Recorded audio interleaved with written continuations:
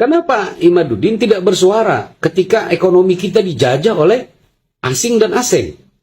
Atau hanya berani sesama muslim, seperti yang dilakukan oleh Muawiyah, seperti yang dilakukan oleh Abdurrahman bin Maljam, yang membunuh Sayyidina Ali. Ini kan kacau cara berpikir seperti ini. Kalau memang ingin menjadi seorang patriotik, maka bersuaralah. Imad di mana waktu Panji Gumilang itu menista-nistakan agama kita ini? Katanya keturunan patriot. Imad di mana? Kenapa tidak bersuara atas penistaan agama yang dilakukan oleh Panji Gumilang? Di mana Imad dan antek-anteknya? Nggak ada suaranya tuh.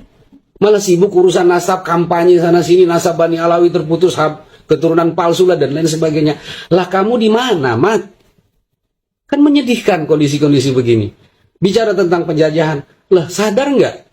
Kamu di mana ketika umat Islam dibantai di Poso? Imad di mana dan antek-anteknya? Imad di mana ketika umat Islam dibantai di Ambon? Di mana? Kalau kamu patriot, kamu tunjukkan kamu ada di mana. Kalau kamu mau tanya berapa banyak habaib yang turun ke Poso, berapa banyak habaib yang turun ke Ambon, saya bisa sebutkan orangnya. Saya bisa sebutkan jumlahnya.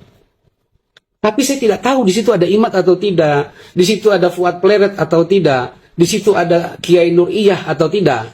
Ya, nggak tahu kita. Dan nggak pernah ada itu ceritanya orang-orang itu datang ke Poso, datang ke Ambon untuk membela umat Islam. Nggak ada.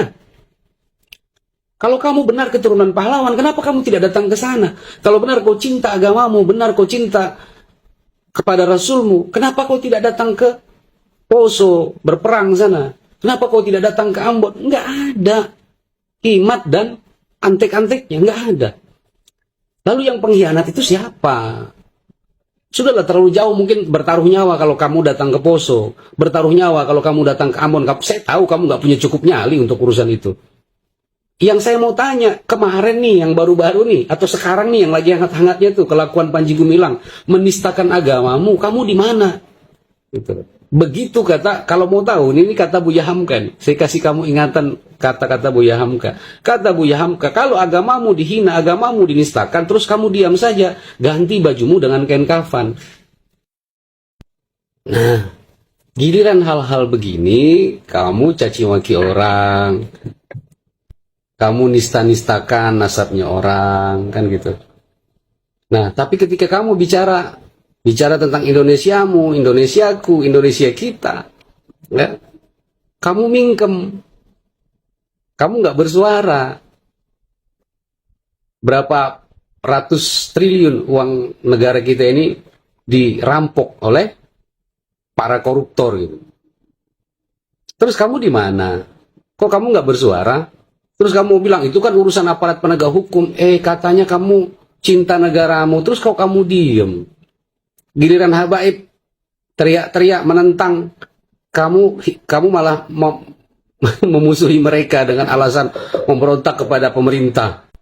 Kalau habaib teriak demo, ya kan, mengkritisi pemerintah, bahkan saya juga tidak setuju ada kalimat-kalimat hujatan, tapi setidaknya dalam konteks demokrasi hal ini bisa dipandang sebagai sebuah autokritik, sebuah kritik kepada pemerintah untuk menjalankan pemerintahan dengan benar, gitu loh.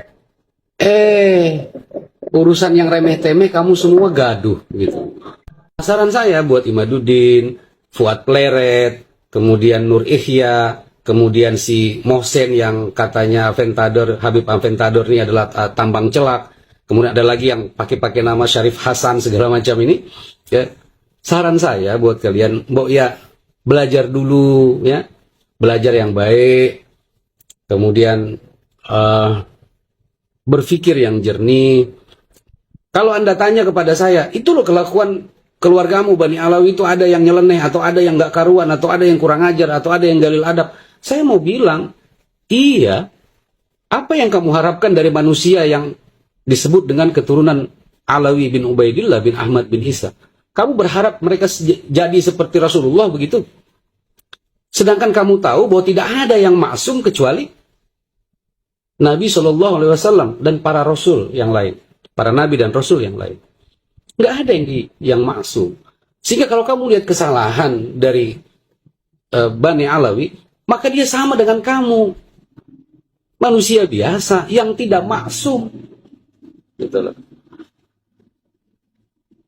Tapi kamu juga mesti berpikir, ketika kamu bilang budak, imigran Yaman segala macam, kamu nggak pernah mikir imigran Cina misalnya, kalau kamu mau rasis gitu kan, jangan tanggung kalau mau rasis.